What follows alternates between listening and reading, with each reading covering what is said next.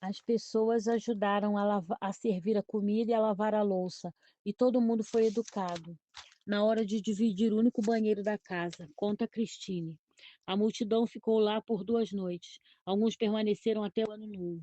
Lancer Glove, 9 anos, e Lindsay Glove, de 3, acharam a tempestade e os hóspedes que ela trouxera a coisa mais divertida que já aconteceram no Natal. Nós rimos, contamos histórias, jogamos dominó e desenhamos camisetas com os dizeres Tempestade de Neve de 2006. Conta Randy. Todos eram muito carinhosos, acrescenta Christine. Ficamos íntimos uns dos outros, algumas daquelas pessoas vão ser nossas amigas para a vida toda. O Natal chegou para todos no ano passado, na casa dos Gloves, na planície do norte do Novo México, e uma série de bênçãos permitiu que ele durasse mais tempo. Meu pai amava moedas de 1 centavo de dólar, principalmente as que têm 2 pés de trigo num dos lados. Ele começou a gostar delas quando criança, na época da Depressão, e naquele tempo não havia muitas moedas disponíveis. Quando eu era criança, meu pai e eu fazíamos longas caminhadas juntos. Ele tinha 1,90 m e um corpo atlético, e eu precisava correr para acompanhar seus passos. Às vezes encontrávamos moedas pelo caminho, 1 centavo aqui e 10 centavos ali. Sempre que eu pegava uma moedinha de 1 centavo, ele perguntava: Tem os pés de trigo? Toda vez que encontrávamos uma dessas moedas, cunhada entre 1909 e 1958, ano em que eu nasci, ele ficava maravilhado. Em um passeio, meu pai me contou que muitas vezes sonhava que encontrava uma moeda. Fiquei pasma. Eu também sempre sonho com isso. Revelei, era o nosso elo secreto. Meu pai morreu em 2002. Na época, eu morava em Nova York. Certo dia, pouco depois da morte dele, eu ia descendo a Quinta Avenida, sentindo-me péssima, quando de repente me vi diante da primeira igreja presbiteriana, uma das mais antigas de Manhattan. Meu pai era diácono da igreja presbiteriana, mas fazia tempo que eu não frequentava uma. Decidi que iria. Na manhã de domingo, fui calorosamente recebida e levada a um dos bancos daquele imenso santuário. Abri o programa e li que o primeiro hino a ser cantado era Nosso Deus é uma poderosa fortaleza, o preferido do meu pai, que havíamos cantado no enterro dele. Quando o coro começou a entoá-lo, eu me debulhei em lágrimas. Após a cerimônia, cumprimentei o pastor. Ao sair, olhei para a calçada, e lá estava uma moeda de 1 centavo. Apanhei-a, virei-a e, como era de esperar, encontrei os 2 pés de trigo. Era uma moeda de 1944, ano em que meu pai estava servindo na guerra. Foi assim que tudo começou. Subitamente, moedas de 1 centavo com pés de trigo passaram a surgir nas calçadas de Nova York. Juntei quase todos. Os anos importantes, o ano em que meu pai nasceu, o ano em que minha mãe nasceu, o ano em que minha avó morreu, o ano em que ele se formou na faculdade, os anos da guerra, o ano em que ele conheceu minha mãe, o ano em que se casaram, o ano em que minha irmã nasceu, mas infelizmente não achava nenhuma moedinha de 1958. Nesse meio tempo, passei a frequentar a igreja e, quando chegou perto do Natal, achei que deveria dar uma passada lá. No domingo seguinte, depois da cerimônia, estava caminhando pela Quinta Avenida e vi uma moeda de 1 centavo no meio de um cruzamento.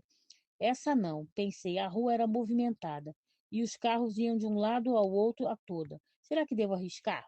Não teve jeito, eu precisava pegá-la. Os pés de trigo, mas a moeda estava gasta e eu não pude ler a data. Quando cheguei em casa, peguei uma lupa e observei a superfície de cobre na luz. Ali estava o ano do meu nascimento. Sou jornalista profissional, sou jornalista, profissão na qual o ceticismo é uma virtude necessária e honesta. Mas encontrei 21 moedas com pés de trigo nas ruas de Manhattan, no ano seguinte à morte de meu pai. E não acho que isso seja coincidência apenas. Julie Ben.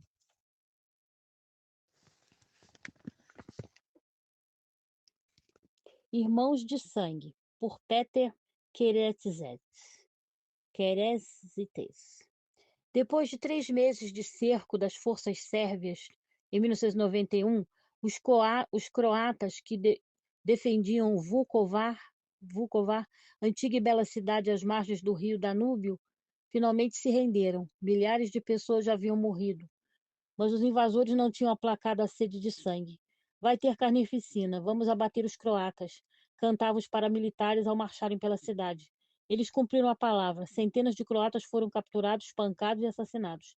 Em meio ao terror, 2 homens feridos, um sérvio e um croata, enfrentavam uma decisão de vida ou morte.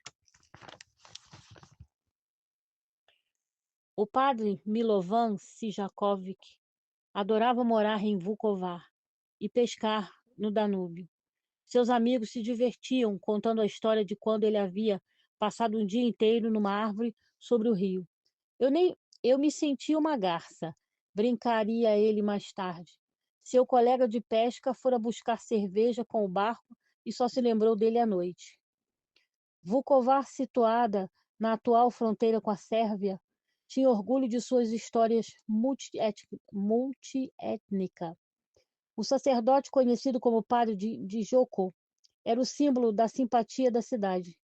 Ele sempre se sentava num bar e conversava com quem passasse. Sou sérvio, mas também tenho amigos croatas, dizia. Nada despertava nele maior paixão do que a igreja de São Nicolau. A construção barroca do século XVIII fazia parte de sua vida. Era ali que o avô e o tio haviam se tornado padres. Ali que ele fora batizado. Aquele era o local onde celebrara sua primeira missa e se casara e onde o filho e a filha tinham sido batizados. Sua nomeação como padre de São Nicolau foi um momento único, e ele ainda sentia o coração bater forte todas as manhãs. Quando abria a porta de madeira sobre a torre do sino, coroada com uma agulha que apontava para o céu, o cerco. A felicidade do padre de Joko durou menos de 2 meses. Em 25 de junho de 1991, 10 dias antes de sua designação, a Croácia declarou independência. Milhares de pessoas fugiram de Vukovar, quando o exército iugoslavo, controlado pela Sérvia, deu início ao cerco da cidade em 25 de agosto. Durante quase 3 meses, a artilharia pesada dos sérvios destruiu a cidade, atacando prédios antigos e lançando escombros pelas ruas. Era inevitável. A tolerância entre sérvios e croatas começou a ruir. Nem a igreja foram poupadas. Em 18 de setembro, várias bombas foram lançadas na igreja de São Nicolau, com um estrondo que sacudiu a cidade. A bela abóbada explodiu, lançando pelas ruas milhares de azulejos vermelhos, alaranjados. Então irrompeu o fogo. Para o padre de Joko, tudo causava uma tristeza profunda. Quando o incêndio acabou, o padre escalou os escombros e vasculhou as cinzas e o entulho. Com as mãos trêmulas, pegou imagens sacras do século XVIII e 3 bíblias do século XVI, que de algum modo haviam restado intactas. Em 8 de novembro, o padre de Joko estava indo para a arruinada igreja para uma praça, quando viu 3 homens da resistência feridos na rua. Arrastou um por um até uma garagem próxima e depois seguiu para o seu abrigo. Ouvi uma bomba explodir. No começo não senti nada, mas quando fui dar o passo seguinte, caí e vi que minha perna esquerda não obedecia. Sangrando, usou o cinto para improvisar um torniquete, amarrou a perna e se arrastou até uma padaria ali perto. Os empregados fizeram uma atadura em torno da ferida e um carro que estava de passagem o levou ao principal hospital de Vukovar. Patriota.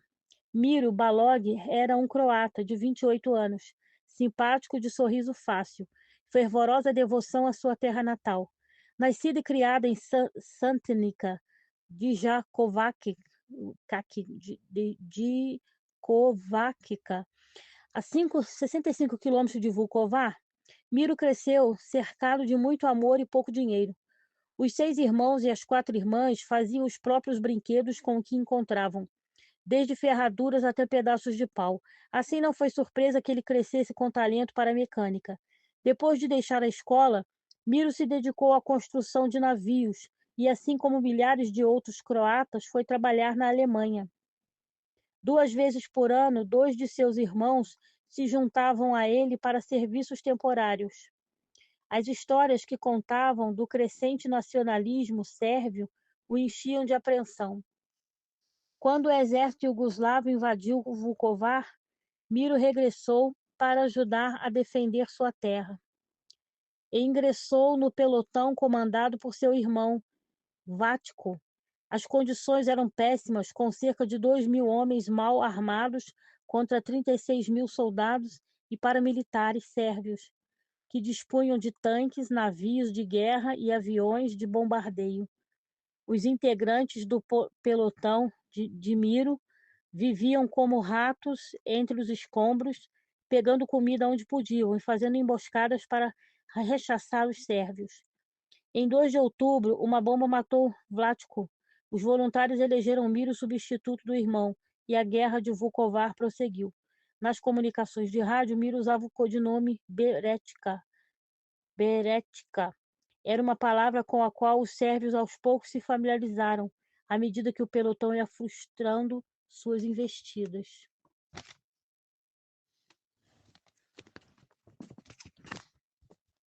Duas semanas terríveis se passaram, mas a sorte parecia estar do lado de Miro.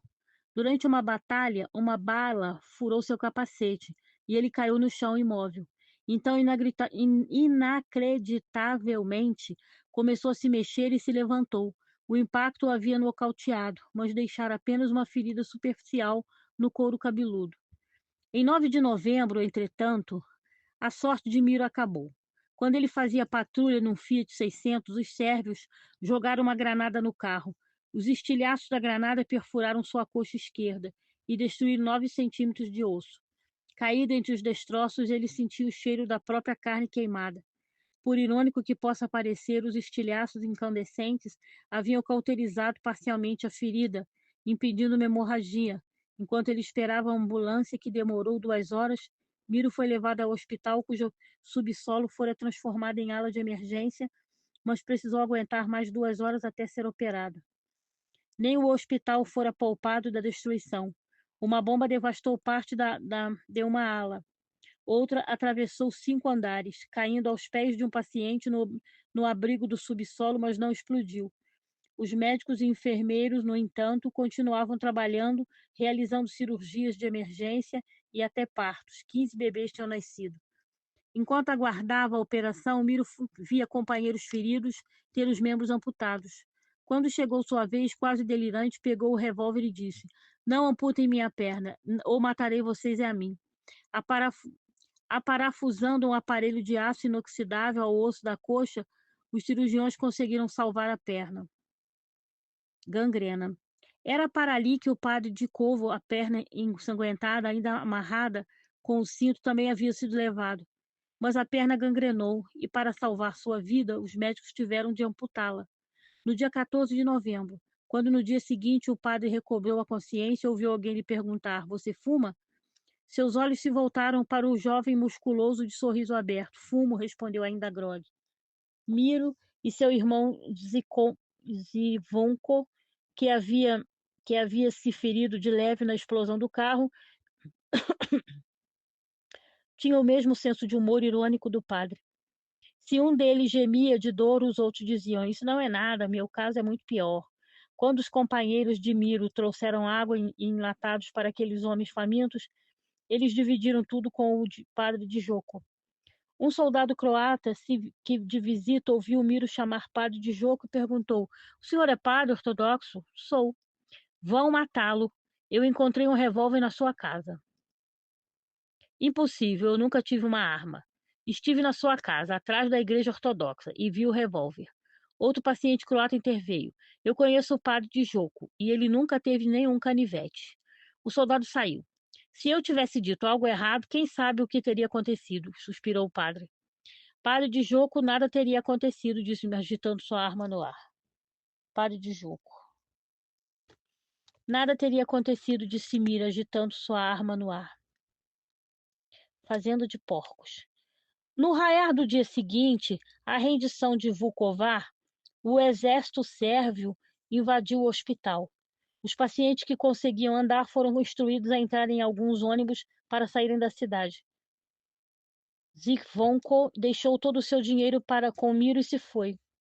Miro e o padre de Joko ficaram em seus leitos. Aquela evacuação não era nada verdadeira. Cerca de 260 homens, entre pacientes e funcionários e refugiados, foram levados a uma fazenda de porcos abandonada. Lá, Zivonko e os demais foram reunidos num galpão e espancados. Os sobreviventes foram conduzidos a um campo de baleados. Sem saber do destino de Zivonko, Miro e o padre de Joko aguardavam no hospital. Então ouviram soldados sérvios gritando: "Beretka!" Quem é Beretka? Miro sentiu um calafrio ao ouvir seu codinome. Deixe que eu falo, sussurrou o padre de Joko. A aproximação dos soldados. Os homens se detiveram ao lado da cama de Miro. Você é Berekta? Perguntaram. Não, respondeu ele. Onde foi ferido? Insistiam os soldados. Miro ouviu a voz do padre de Joko. Deixe o moço em paz, disse. Miro sabia que aqueles homens eram seres endurecidos pela guerra, sedentos de vingança. Qualquer um que os contrariasse seria assassinado. Ele é civil e não está armado, continuou o padre. Foi ferido quando tentava me ajudar. E quem é você? Perguntaram os soldados àquele homem magro, com ataduras escondendo o coto da perna. Meu nome é Milovan Sijakovic. Sou padre da Igreja Ortodoxa Sérvia, de Vukovar, chamada São Nicolau. Foi a resposta. Sou conhecido como padre de Joko. Os homens foram chamar seus superiores. O coração de Miro estava na boca quando o amigo repetiu a história. Houve um momento de silêncio, mas os oficiais enfim se retiraram, dizendo ao padre: Vamos trazer um carro para levá-lo ao hospital de Belgrado. A vida de Miro Balog, soldado croata, fora salva por um sérvio. Troca de prisioneiros. Depois de ser tratado em Belgrado, o padre de Joko voltou para Vukovar. Sempre se perguntava o que teria acontecido com Miro. Teria ele também sido assassinado na fazenda de porcos? Na verdade, Miro foi levado para a Sérvia, onde um soldado arrancou o aparelho de aço de sua perna. Numa troca de prisioneiros, Miro foi libertado. Enfrentou meses de cirurgias reconstrutivas e fisioterapias na Croácia e na Alemanha. Passaram-se 14 anos. Miro se casou e teve 2 filhas. Também pensava sempre no padre de Joko, mas só ouvira rumores de que ele havia morrido em Belgrado. Em 2005, com o padre de Joko vivendo na miséria dos antigos soldados croatas, Nikola Tardi e Josip Kiss prometeram tentar conseguir para ele uma pensão por invalidez em decorrência da guerra. Não conheciam nenhum sérvio que a tivesse conseguido, mas se encontrassem Miro e lhe pedissem que testemunhasse a seu favor, achavam que tinham uma chance. Ninguém sabia o que havia acontecido com Miro, mas depois de 5 meses de ligações insistentes para uma organização de veteranos, cada vez mais desconfiada, Kiss conseguiu o número de telefone dele. Descobriu que Miro estava morando em sua cidade natal, Satnica, Vijakovacica. Radiante por saber notícias do padre de Joko, Miro prometeu ir a Vukovar para que os dois se reencontrassem. No hotel Danúbio, em Vukovar, os velhos amigos se abraçaram. Com lágrimas nos olhos, o sérvio e o croata sorriam incrédulos, como se perguntassem: é você mesmo?